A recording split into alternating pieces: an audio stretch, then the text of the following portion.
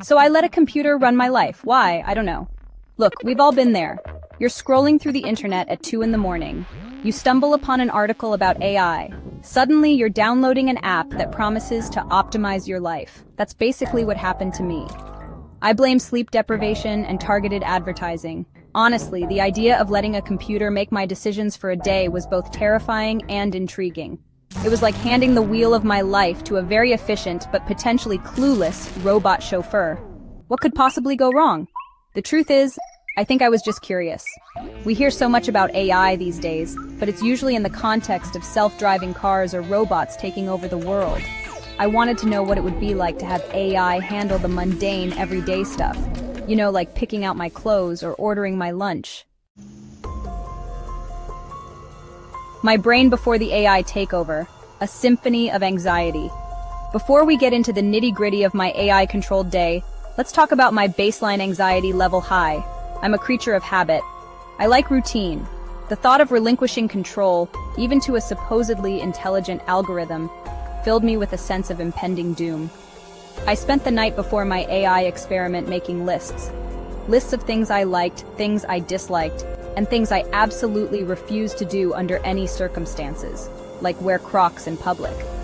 I even wrote a strongly worded letter to the AI, just in case it tried to make me do something truly outrageous.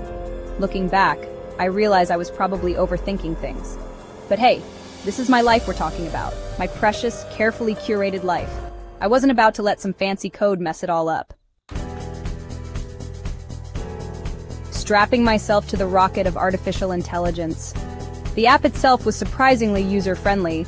It asked me a bunch of questions about my preferences, habits, and dietary restrictions. It even wanted to know my favorite color, blue, in case you were wondering. Then came the scary part, connecting the app to my various accounts. Email, calendar, social media, bank account. The AI wanted access to everything. It felt like I was handing over the keys to my digital kingdom. I won't lie, I hesitated for a minute. But then I remembered that I had already agreed to this whole experiment. And what's the point of letting AI run your life if you're not going to let it run your life?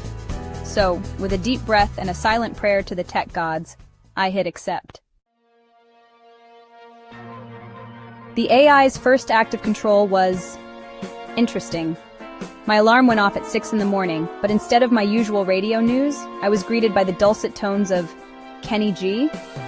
Apparently, the AI had analyzed my Spotify history and decided that smooth jazz was the perfect way to start my day. I stumbled out of bed, feeling groggy and slightly confused. Then I saw the breakfast the AI had ordered for me, a kale and spinach smoothie with a side of chia seeds. Don't get me wrong, I'm all for healthy eating, but I usually prefer my breakfast with a side of bacon, not self-righteousness. Still, I had to give the AI points for effort. It was clearly trying to make healthy choices for me. And who knows, maybe I'd develop a taste for kale smoothies eventually. Maybe. Section 5, AI takes me shopping.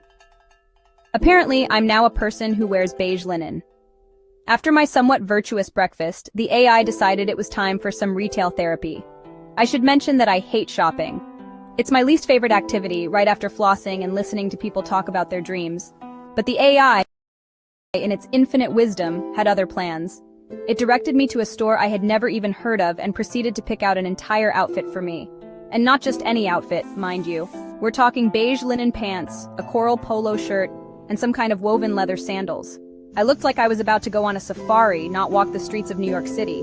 I tried to protest, but the AI was insistent.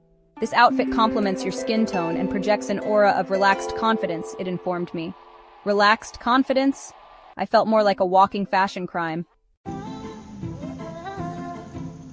Section 6. Dinner and a show, courtesy of my robot overlord. To its credit, the AI did redeem itself slightly when it came to dinner.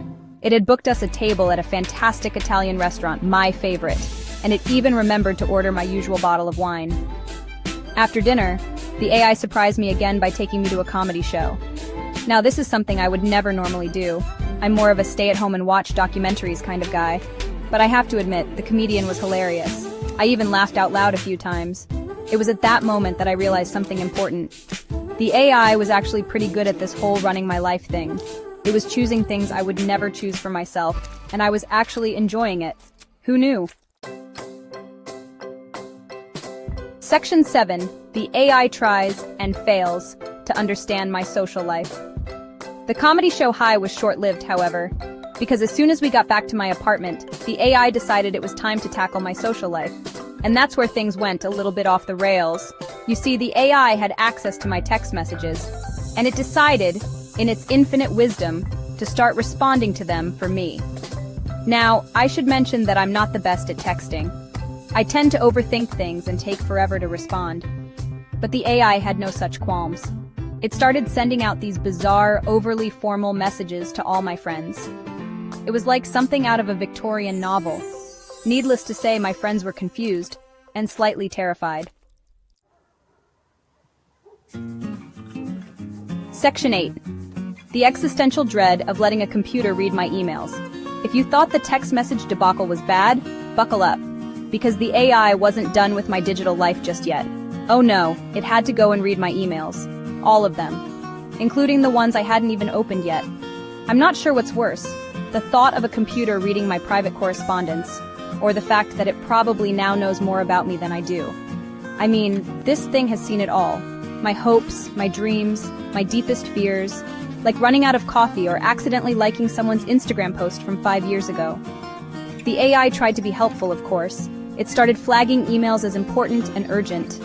It even tried to unsubscribe me from spam, but it was all just too much.